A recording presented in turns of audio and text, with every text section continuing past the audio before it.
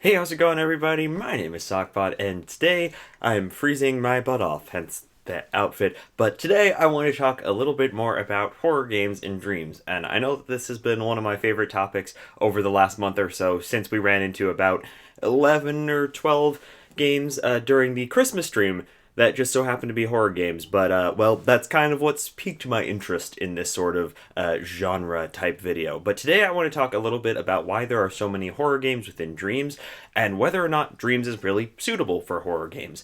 Again, I tend to spoil my videos right to begin with, or at least part of it, by saying, yeah, they are really good in Dreams. But then again, most games, when you put enough time into them, can work within Dreams. So I guess that's not saying super much, which is why I decided to make this video. I wanted to talk a lot about what lends itself to creating horror games within Dreams, because I love horror games and I love horror movies, but even if you're not interested in something like that, one of the coolest things you can really look into when it comes to a game like Dreams is, well, for one, why does it have an aesthetic, and two, how does that aesthetic play into different genres, and how does it influence how they come out in terms of the end product. And so you could look at that for movies too if you wanted to look at claymation, but that's not what this channel does, so that's why today we are talking about horror games within Dreams. That was a long-winded intro, but yeah, if you do enjoy this video, feel free to leave a like down below and feel free to subscribe to my channel if you want to see more, but like maybe actually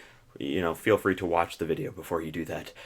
Or don't. I don't know your life. Do whatever you want. But yeah, let's get right into today's video. God, I haven't done words for a while, have I? So I've talked a lot about the aesthetic of Dreams, and in particular, how to escape that aesthetic in a previous video because it is so prominent. Dreams is a game creation tool where you can create all of your own assets from scratch or use assets that the community has created from scratch, and yet it still maintains an overarching aesthetic throughout the majority of community levels. The reason for this boils down to the use of flex and outlines, but if you do want to see more about that, definitely go watch that video because I don't want to repeat myself. But today, I want to qualify something that I proposed to myself there, and that is how I describe Dreams' aesthetic as storybook-like in nature. This aesthetic makes sense when looking at it from the perspective of the Media Molecule branded levels that we've seen so far, but as I've seen in more and more of the community levels, this aesthetic is far less specific than I gave it credit for. In fact, one of the genres that works surprisingly well within Dreams is horror. If you joined in for my Christmas stream last month or watched the VOD, you'll remember how many horror levels we kind of accidentally ran into. And at one point, just when I thought that I'd stumbled into a heartwarming game about a man visiting his grandparents for the first time in a while, well, it turns out that said grandparents are Satanists, and now you have to escape the other dimension that you've been pulled into by said Satanism. It was so prevalent that I decided to do a horror stream immediately following that one, where the first level that we stumbled across was a horror game starring Sonic the Hedgehog. I could go on, but TLDR, those videos are proof that Dreams has produced a heck of a lot of horror games. Good ones, too. Perhaps you've watched me struggle through the unique puzzles on stream, or maybe you've seen one of those horror dreams that actually has difficulty settings on its start screen. It's impressive content, sure, but even more impressive are the handful of horror dreams that actually frightened me. Not in the jump scare sense, because, that is something, but it's not huge when it comes to horror fans, but in the genuinely, tense and unnerving sense that, in my opinion, does make a well-made horror game, or movie for that matter. A few even managed to impress me with their visuals that match up to, if not surpass, horror games from the 2000s.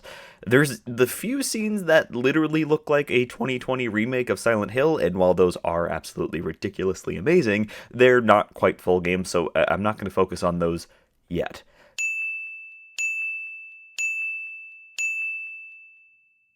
Still, I wondered why Dreams seemed to produce so many horror games, even this early on in the game. Well, there's a simple answer to this, and then there's a far more interesting one, so let's get the former out of the way so we can actually discuss the latter. Basically, in its early days, Dreams doesn't have a lot of available visual assets, and visual assets take a lot of time to create. Besides this, classic survival horror games don't require that many assets because they're largely an interactive novel with puzzles and combat thrown in. Thus, creators create what they can within the limited resources that they have, and a prime candidate for those limited resources are, well, the horror games. But that's not a very satisfying answer to me, and I'm sure it's probably not for a lot of you, especially those of you that are typing comments right now about how classic survival horror is the best thing that's ever happened and is far more complicated than I'm getting credit for. And it surely can be. But I do want to focus more on the specific type of horror that I see flourishing within Dreams that works so dang well, because I am a huge horror fan, and I agree that most horror games are more complicated than I'm probably giving them credit for right now. There are a few types of horror games in Dreams particularly that work very well, but I'm going to address the first one for now, largely because it covers that Christmas game that we were talking about earlier. This sort of dream actually follows the storybook aesthetic that I mentioned, but ironically, that's what makes it such good horror. I'll explain, just give me a second. So, the setup for this dream is super childlike and very relatable, honestly. You're visiting relatives for a holiday, and regardless of what you celebrate in December, or if you celebrate anything in December, this sort of scenario of visiting relatives for any sort of holiday is about as universal as you can get, and it's one that most people remember from childhood. The creator put effort into creating a relatable, safe, and inviting environment with heartwarming family pictures and notes from the characters' grandparents and all of that stuff around this wonderfully warm ham. All within this super warm and inviting home. And this environment they created makes it all the more disturbing when, a few minutes in, the grandparents are revealed to be Satanists that went too far and opened a portal to the underworld. It's kind of hilarious, and that's why I was laughing so much on stream, but it's also kind of terrifying and incredibly creepy. What the hell? God! Gosh darn it!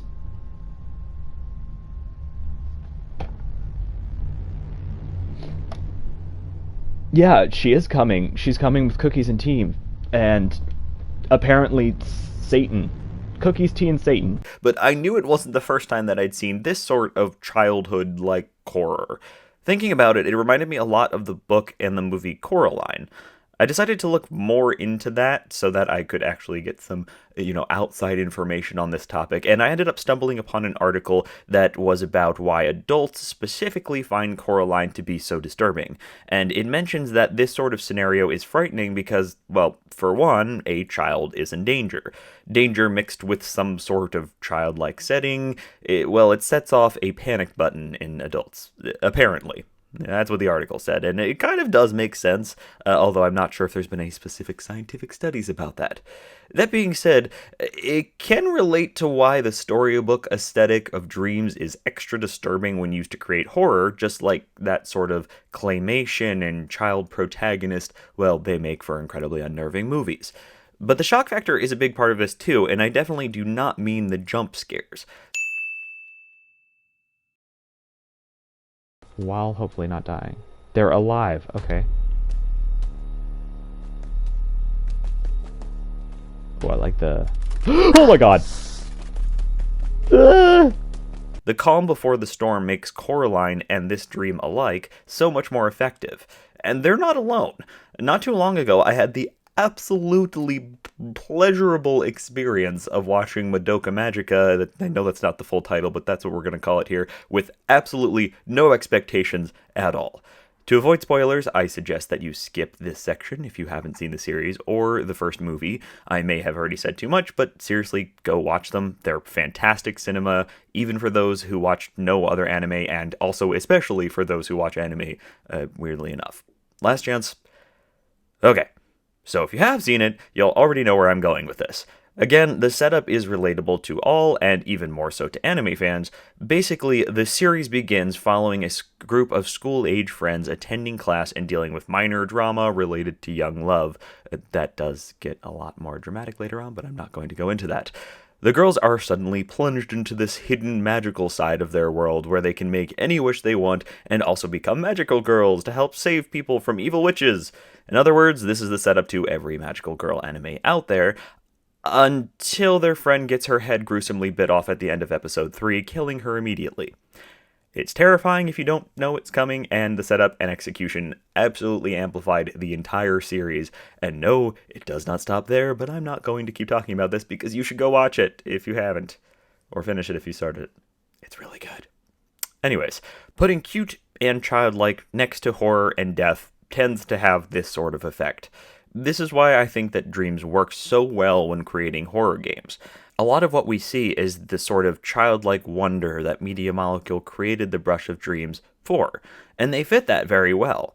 They lend themselves to creating cute and even artsy characters and scenes, and this aesthetic pervades nearly every dream that I've played. So honestly, whether a horror dream includes a misleading intro or not, in this medium, it is inherently unnerving placing this sort of childlike wonder next to horror. Well, at least that's my conclusion. You may come to a different one, or maybe you have your own reason why horror in dreams are so popular, and that's totally fine. But feel free to tell me about that either in the comments down below or on, well, one of the other social media platforms.